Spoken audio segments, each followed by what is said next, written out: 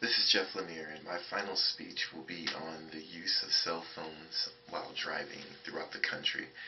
The purpose of this speech is for people to push for legislation for it not to become as inconsistent as some states allow it, some states don't. I know here in Utah, I get infuriated when I see them off base, but I can't do anything about it because my jurisdiction stops at the gates.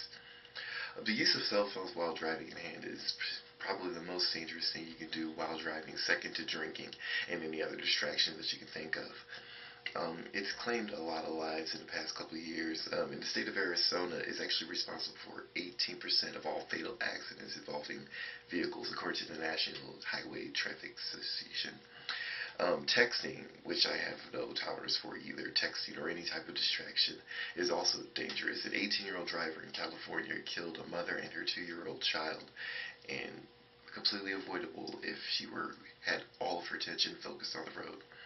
Also on the East Coast, they did a study. The Virginia Technical Institute conducted a study where people who are preoccupied with phones are 2.8 times more likely to get in an accident than non-distracted drivers. Now I want to clarify, speaking on a cell phone rather than talking or texting with a cell phone in hand is the big issue that I have. I mean, many people have devices, Bluetooth and everything like that, which are much safer alternatives. I don't. I feel it's a bigger issue that them being unable to properly maintain a vehicle is a bigger issue, along with the distraction. And besides, there's safer alternatives than having your cell phone in your hand while driving. It's just completely inefficient. Like, your face is down, your eyes aren't on the road, who knows who you're liable to hit. I mean, most car manufacturers actually have built-in Bluetooth devices, making the whole car Bluetooth enabled, so you can just sync up your smartphone or whatever phone you have. As long as your phone has Bluetooth, your car will be able to pick up the receiver. There are also these little handy things, I'm not sure if anybody remembers these, but Bluetooth headsets. I mean, there was a point in time where they were like $60 a pop. The one that I have here, 20. Actually, I believe this one is actually 15 at the exchange. So yeah, they're not that expensive. If you want to get more, if you want to be completely rid of Bluetooth, there are alternatives such as just hanging your device in the window. You have this attachment here.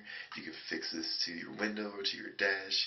You can affix many applications with this thing. This is a $30 unit, and you can actually swivel it and everything like that. So you can fit a phone, or you can fit a full Garmin GPS unit, and you'll be good to go. Your hands will be free so they can positively maintain your vehicle while you're on the road. Your eyes, you can cut and glance. No one's going to look straight all the time, but you can maintain proper control of the vehicle and you won't kill anyone. It's just common sense. Keep your hands free and you should be fine.